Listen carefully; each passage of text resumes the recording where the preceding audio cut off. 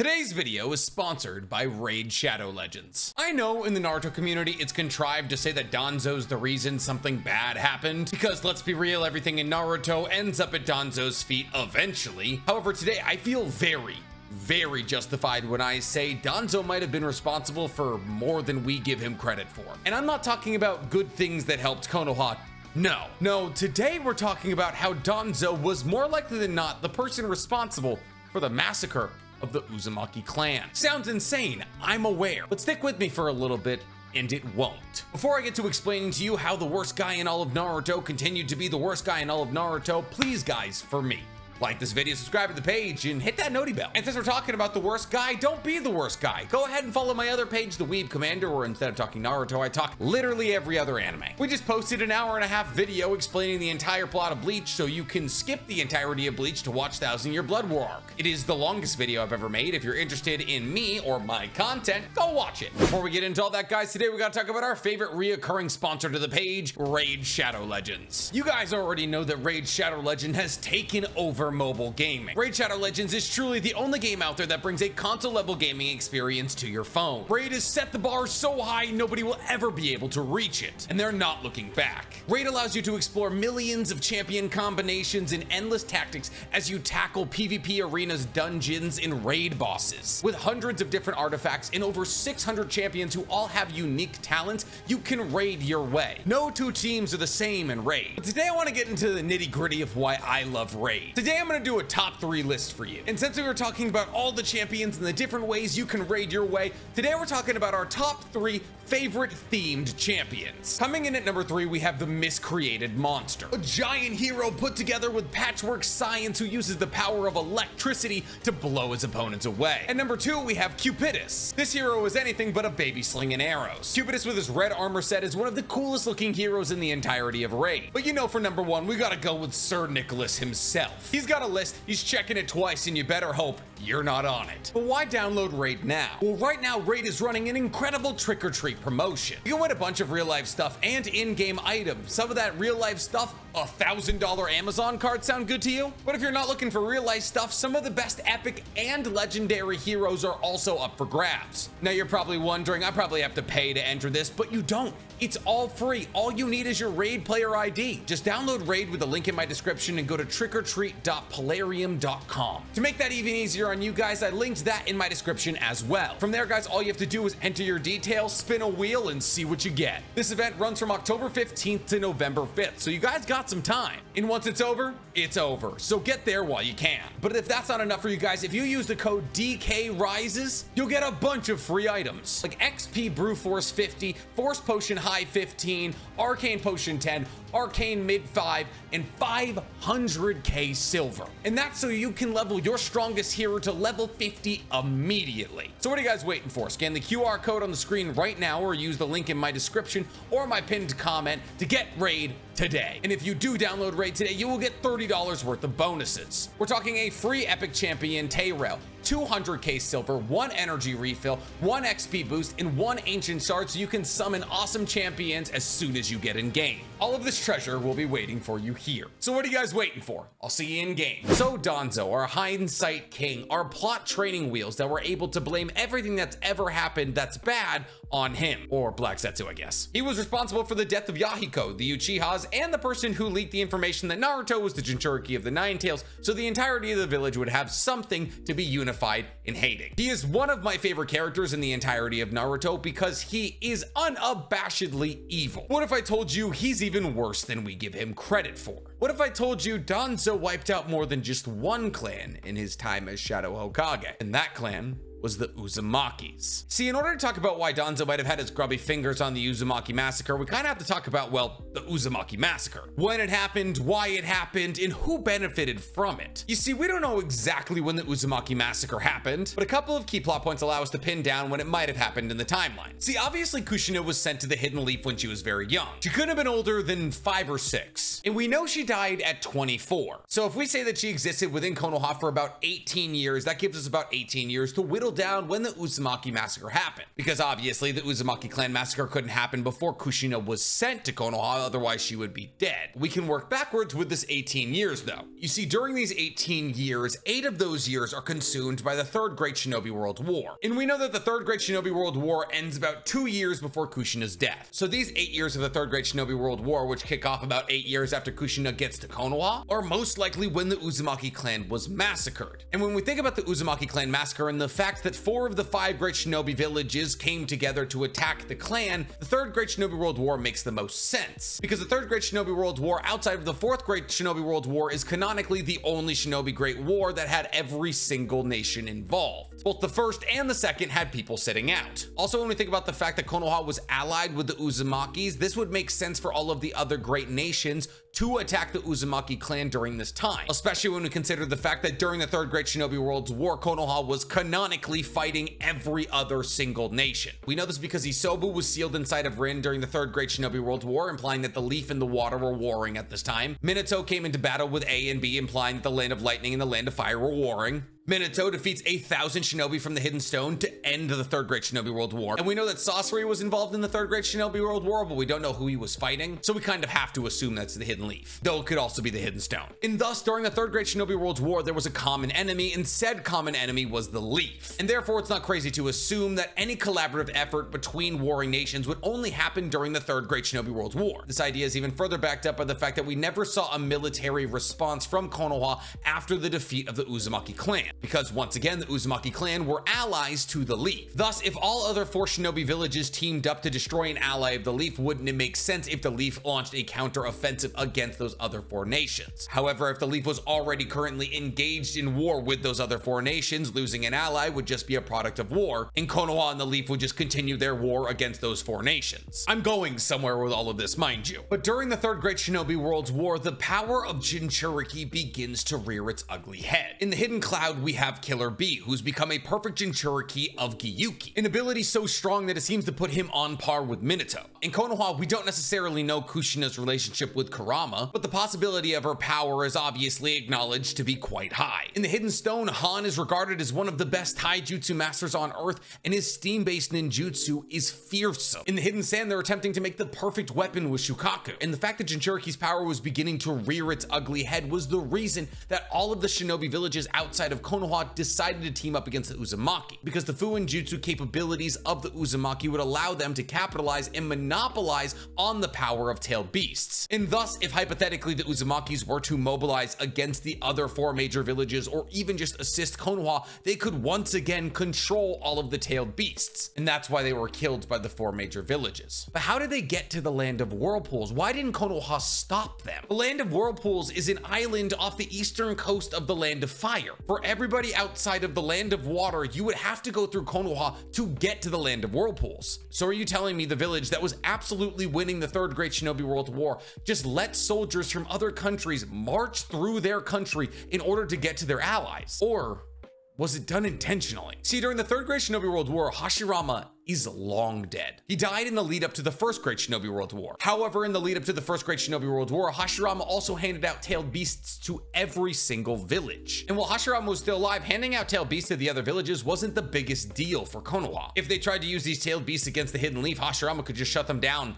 like that. But then Hashirama died, and thus the only people that would be able to protect Konoha from the tailed beasts that they just handed out were the Uzumaki. And Danzo in the Leaf are really not big on depending on other people, especially other people who technically don't even live in Konoha. And thus Danzo realized something. As the power of Jinchurikis grow, Konoha would have to become more and more dependent on the Uzumakis to control these outside threats. And maybe one day the Uzumakis would realize that Konoha was so dependent on them that the Uzumakis had no need for Konoha. And thus Danzo formulated an idea of his own. See, Danzo understood that the other villages wanted the Uzumakis gone, but Danzo had one small problem. With the Uzumakis gone, who was going to control the tailed beasts for Konoha? For a very long time, that had been Hashirama. He wasn't around anymore. But what if he could be. Now, obviously, I'm not talking about Hashirama himself. We don't need Hashirama himself. It wasn't the man who was able to suppress tailed beasts. It was his jutsu. Wood release is what suppresses the chakra of tailed beasts. So all Danzo would hypothetically need was somebody loyal to the leaf, proficient in wood release. And Danzo had somebody in his close ranks who he believed could recreate wood release. You see, you want to hear a nice little fun fact? Orochimaru was a member of the Root. After the Second Great Shinobi World War, Orochimaru joins the Root and operates directly under Danzo. We know this because we saw Orochimaru join the Anbu around the same time that he was training Anko. And you know what Orochimaru was doing when he was training Anko? Well, obviously he was testing things like the Cursed Seal, which obviously he placed on Anko and she survived. But Orochimaru was also trying to graft Hashirama's cells onto children in order to recreate wood release. And do you genuinely believe that Orochimaru could operate under Danzo in the Root without Danzo being keyed into what Orochimaru was doing? Danzo's Root members have their fingers in everything. So what do you think is crazier, to assume that Danzo had no idea what Orochimaru was doing human experimentation wise, or that Danzo was not only keyed into it, but he was actually funding it for Orochimaru? Because, stick with me here, one, obviously there's the key aligned interest of making sure wood release stays in Konoha, but two, you know what every single Root member has? A Cursed Seal. Every single Root member has a Cursed Seal on their stomach that forbids them from talking about Konoha's secrets. Now, obviously, this is significantly different from the Cursed Seal of Heaven and or the Cursed Seal of Earth, but we don't see these Cursed Seals used until Yamato himself joins the Root. Obviously, there's a Cursed Seal on Mukai Kohinata, which we get to see activated, but that's also years down the line. Long story short, we don't see Cursed Seals used in the Root until Orochimaru joins. So what makes more sense to you? That Orochimaru was doing research on Cursed Seals and that somehow got translated into the Root? Or that Danzo and Orochimaru were working together in order to create more powerful jutsus for the leaf? Now, obviously, their motivations might have been different. Orochimaru was just doing it because he was interested, and Danzo obviously wanted the leaf to be stronger, but they were still working towards a similar goal of finding more powerful jutsus. And because Danzo now has this possible out into making a new Hashirama to control tailed beasts for the leaf, he greenlights the massacre of the Uzumaki clan. Danzo, understanding that through human experimentation, they will eventually be able to graft Hashirama's cells onto a child to have wood release in Konoha, now no longer needs the Uzumakis, who might one day feel as though Konoha needs them more than they need Konoha. And thus Danzo, who was heavily involved in the Third Great Shinobi World War, mind you, directs the Land of Fire Shinobi away from the Uzumaki clan village. You don't think he has this kind of power? Danzo is quite literally the reason that Hiruzen stepped down from his position as the third Hokage. Hiruzen, upon basically defeating all of the other four nations, wants to end the Third Great Shinobi World War. But Danzo, feeling as though he has the other nations running for their lives and feels as though too much Konoha blood has been shed in order for them to stop the war now,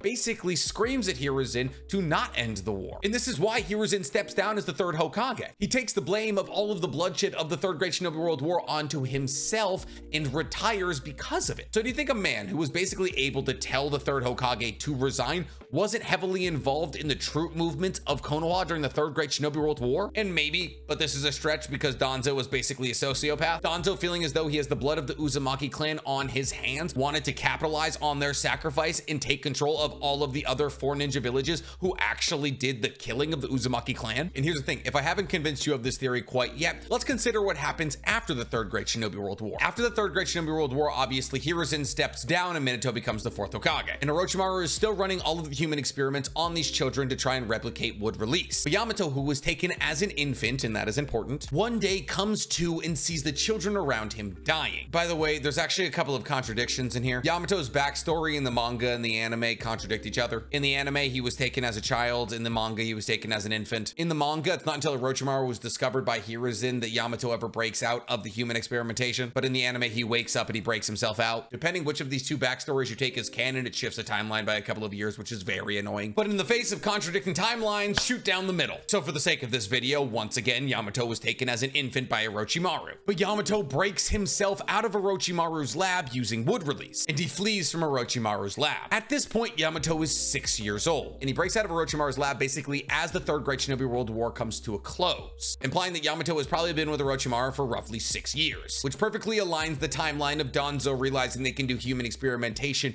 in order to create a Hashirama clone, and therefore greenlighting the Uzumaki clan massacre, because that would align Orochimaru's human experimentation with the Uzumaki clan massacre in a timeline. Moving forward, after Yamato breaks out of Orochimaru's lab, he's wandering around, lost. And you know who finds him immediately? Danzo. Almost as though Danzo was possibly at Orochimaru's lab and saw Yamato break out, and Danzo took an immediate interest in him and recruited him to the root. Kinda like Danzo was staring at the future of Konoha's protection from tailed beasts. This point is even further corroborated by the fact that Danzo took Yamato under his wing. That is to say that Danzo personally trained Yamato, going so far as to supply Yamato with a scroll with all of the secrets and techniques of wood release, meaning that Danzo was personally invested in making sure that Yamato's wood release was as strong as possible. Once again, making it seem like he was personally involved in making Yamato's existence a thing. Because Yamato simply falling into Danzo's lap and then Danzo taking an immediate interest in him seems a bit too convenient, don't you think? And as Yamato spends years in the root, Danzo keeps him very close, but he also sends Yamato on highly important missions, because he wanted Yamato to accrue as much battle experience as possible. But unfortunately for Danzo, as time progressed, Yamato realized that his ideologies did not align with the root. And ironically, the ideology where Yamato and Danzo differed was the root attacking Konoha Shinobi, which would be incredibly symbolic of Danzo making sure the Uzumaki clan, who were Konoha Shinobis, died. And it's at this point that Danzo scolds Yamato, saying that the root exists outside of the confines of Konoha, meaning that the root operated on its own, once again solidifying the ideology that Danzo would have no qualms with killing the Uzumakis, because even though Konoha considered them allies, the root didn't. But unfortunately for Danzo, they can't seem to rectify this difference in ideology, and thus Yamato attempts to leave the root. But Danzo doesn't want this, so he uses his Sharingan to knock out Yamato. He then activates Yamato's curse seal, and it's at that point that Danzo decides if he can't have Yamato, well, nobody can. And Danzo and the rest of the root prep Yamato for a surgery that would remove Hashirama's cell from Yamato, and more likely than not, probably place it on Danzo, who at this time did not have a Sharingan arm. And because he didn't have a Sharingan arm, he also didn't have Hashirama's cell. However, Kakashi breaks in and saves Yamato, and everybody's happy. But I'm not here to talk about the happy things. You see, because after Yamato slipped through Danzo's hands, Danzo did something that corroborates my point even further. Danzo goes to Orochimaru, and Danzo has Orochimaru remove one of Shin Uchiha's arms, which is covered in Sharingans, and graft it onto Danzo. But Danzo has Orochimaru go a step further. Since Danzo now has Shin Uchiha's arm, which can accept any kind of flesh, Danzo also has Orochimaru implant Hashirama's cell into the Shin Uchiha arm, which does a couple of things for our theory. One, for Danzo, it guarantees that somebody within the hidden leaf will be able to know wood release and therefore defend the leaf from tailed beasts. But it also shows us that Danzo and Orochimaru had a working relationship, one that wasn't even deteriorated by Orochimaru becoming a missing nin, because this was after Hiruzen had stumbled upon Orochimaru's human experiments and Orochimaru had fled the village, meaning that more likely than not, Danzo had absolutely no qualms with the way that Orochimaru operated, leading us to believe that Danzo could have even been involved in said operations. And he used Orochimaru's research to eliminate the need for the Uzumaki clan, making sure for the first out of 2 times in his career that no clan would become more powerful than Konoha. But what do I know? I'm just a man yelling into the void. What do you guys think about this theory? Tell me in the comments below. And while you guys are down there, please, for me, like this video, subscribe to the page, and hit that noti bell. Listen, I have done a lot of theories on this page, but I gotta be real, this might be my best one.